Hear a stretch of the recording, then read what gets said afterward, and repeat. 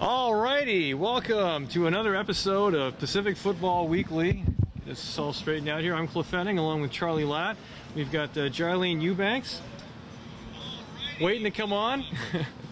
So episode 16, it's the day after 4th of July. It's summer's version of Thanksgiving with all them fireworks that go on into the night, and you keep thanking everybody for lighting them things off up until about 1 a.m. Oh my gosh. That was your 4th.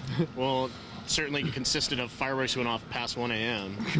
But it was great. We went out to the river. We took the wave runners and the jet boat out, and we had too much of a fun time.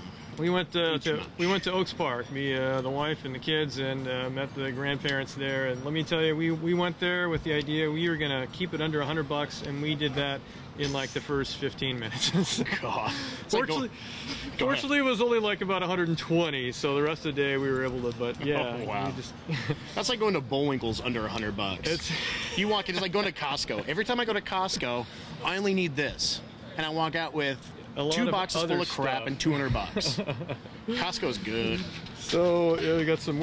So we are here at On Deck in Northwest Portland. We're outside today. It's nice weather. We think we're going to have enough light throughout the show. For at least the first half hour. No, we're going to make it all the way through. So that's my. Anyway, it's a great place here in Northwest Portland on about Lovejoy and 14th. Let's see. So we are headed into the very last week of the regular season. Woo! Let's get to all that stuff here. So, all right, thank you. So again, we are at On Deck, where they do serve nice frosty apple juices, and they let you drink them too. That's an apple juice light, actually. That's apple juice light. Less calories. Hey, it's even out of the picture, right on. So, okay, here we go, our Week 10 schedule.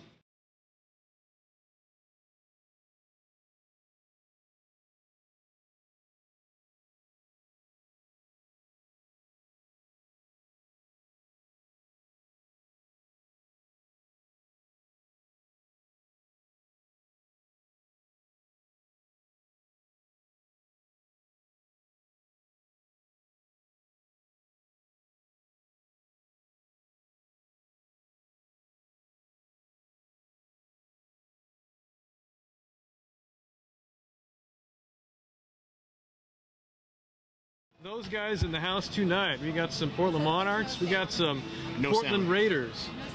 No sound. Oh, hang on. Here we go. There we go. Okay, we're good. Okay, all right. Just on that slide, I didn't get a sound. Oh, okay. Sorry about that. Oh, that's all right. We can look at it here and. Okay. All right, we totally missed the sound on this thing because of doggone technical things. So anyway, there's your schedule. And as I was talking about before we realized there wasn't sound on that, we got the big game is the Raiders and the Monarchs. We got them in the house here at On Deck, and the reason why, of course, it's a big game is because they both have the ability to use their vocal cords in an entertaining manner. At least the Raiders do. We got that last week. So this week we thought the Monarchs would just love to show up and show off their ability to speak. And who do we got from the Monarchs today? We got actually Corey Gilday, Clinton Benson, Nikita Smith, and Trent Jackson. All right. And we actually have that team manager, team marketing director, team everything, Tina Boyd here too. All right. And then from the Raiders, we got our guy Rodney Guy. Yeah, Chad Ayers is here. And a bunch of other guys just waiting to make names for themselves. Yeah, there's a lot here. They're smiling right now, going, okay, they're all pointing to... We've got 9. Wow. We've got 9 in the house right now. Yeah, that wasn't about... Sorry. Sorry. It's a nice sunny day here. Yeah, so. That's what I was looking at. Okay, well, hey, let's get to the other fun stuff. We got, let's see, here's our...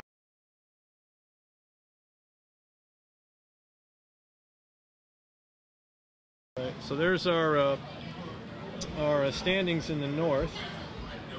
Audio gone. Okay, thanks guys for taking care. 11 viewers, man. We're all right. Well, we're getting at least we got some viewership. Thank you for tuning in. By the way, to this show tonight. We're having a ton of fun with this thing. We're gonna have a lot more fun as the playoffs roll in too. So yeah, there's your standings. Kits up as they got They got it all wrapped up. South King and Clark County the Vipers are stuck in second, but the Colts have that one because they beat the Vipers a couple weeks ago, and then Yakima has it just about wrapped up playoffs if they beat the Vipers, who are themselves kind of limping into the playoffs. Yeah. Unfortunately, that implosion that they've had from injuries and personnel has just killed them. I mean, I don't see them winning another game, let alone a playoff game. They're really going to pull off some surprises if that happens. I mean, I hope so. I hope they do, but I just don't see it. We'll get to the playoff implications of some wins here. Here's the South. So we got our Monarchs. They've got it all wrapped up pretty good, and the Renegades. They're I think the Renegades are just waiting to. Renegades are waiting to do some impressive stuff in the playoffs. They're just kind of cruising along, hanging back. But if you look at the Renegades, if they win this weekend and the Monarchs just somehow loses, Renegades gets jet up to number 1 in the PFL South.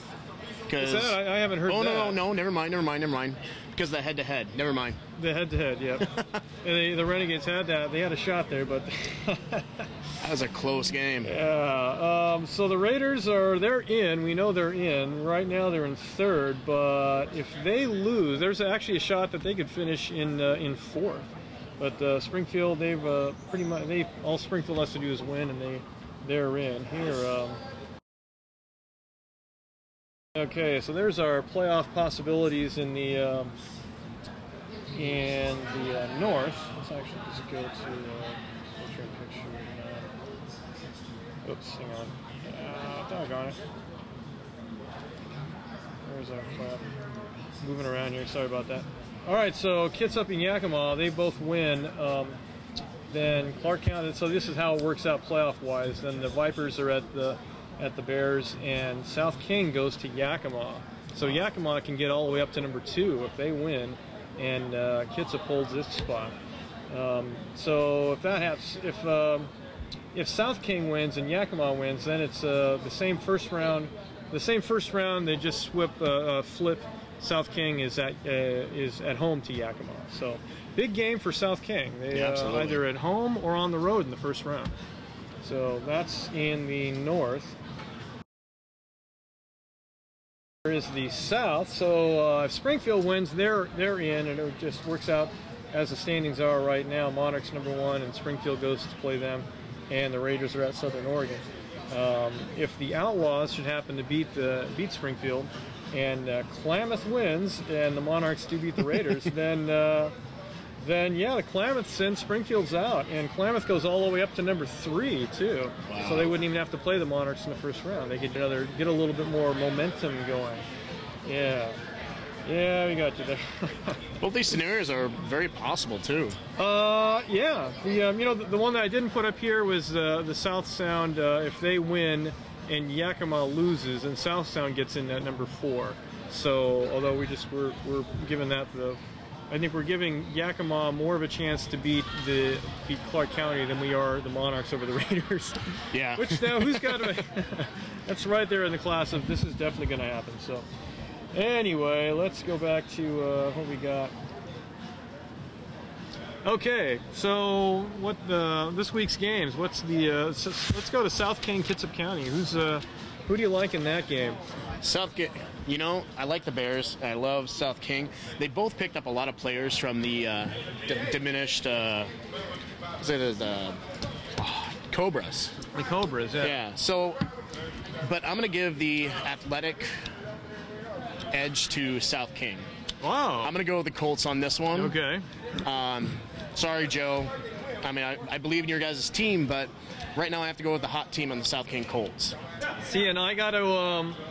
I'm right there going. I have not picked the Kitsap County to win at all, so I'm going with the Bears. Now remember. Yeah, that's we have a little deal going on here. Whoever Cliff has chosen all this year, this is not has a deal. lost. This is really So it's actually not the weekly picks. It's a weekly kiss of death. So Kitsap County, you guys got to help. I'm sorry about picking you all, but I think you're the team to win this week. So because even though you don't have to win to be number one, yeah. Which isn't going to make I'm not going to wear a kilt. So good luck, Colts. Yeah, and picking the Monarchs to win, that's not. We got that on the chat line here. That's not the same thing because we're picking, a game that might go either way. So there's some drama in there. Where that's the very Monarchs, true. I guess the Raiders could do some damage. So. But we're pretty much thinking the Monarchs are going. Well, the Renegades only squeaked out of there. I mean, the Monarchs squeaked out of Southern Oregon barely with a win. Yeah, and the Raiders gave the Renegades a pretty good shot. They've got a pretty good defense. If their defense plays really, really well, they have at least got a chance to hang around for their offense. So. See, the problem with the Monarchs defense is it's so deep. They have 3 or 4 people in every position athletically gifted. Yeah. It's the only minor league team I've ever been on that's cut players because they have too many or encourage players to go to another team. Another team. So, when I played for the Monarchs, our first half wasn't stellar, wasn't the greatest half of football. We scored a lot, yes, but normally the second half, that's when we usually take over. Yeah. It's because the other team's tired from lack of depth, and we have athletes in almost every position. Alrighty, let's see. Springfield. The Outlaws seem like they've kind of tailed off too. So they got creamed pretty good or beaten pretty good by Klamath. So that looks like a Springfield win. We know you guys down there in K Falls, you're pulling big time for the Outlaws to win. Only when Ruben plays linebacker. That's pretty good. So again, we're going to have player reps from both the Monarchs and Raiders on the show. So if you have any questions out there, please submit them now, and Janine will let us know. We're coming right up on that, so we'll take a short break, and then we'll come back with segment 2. We'll have a player from the Raiders and a player from the Monarchs, and we'll show you what's going to happen in the ultimate fighting contest that we're going to call Monarchs at Raiders on Saturday.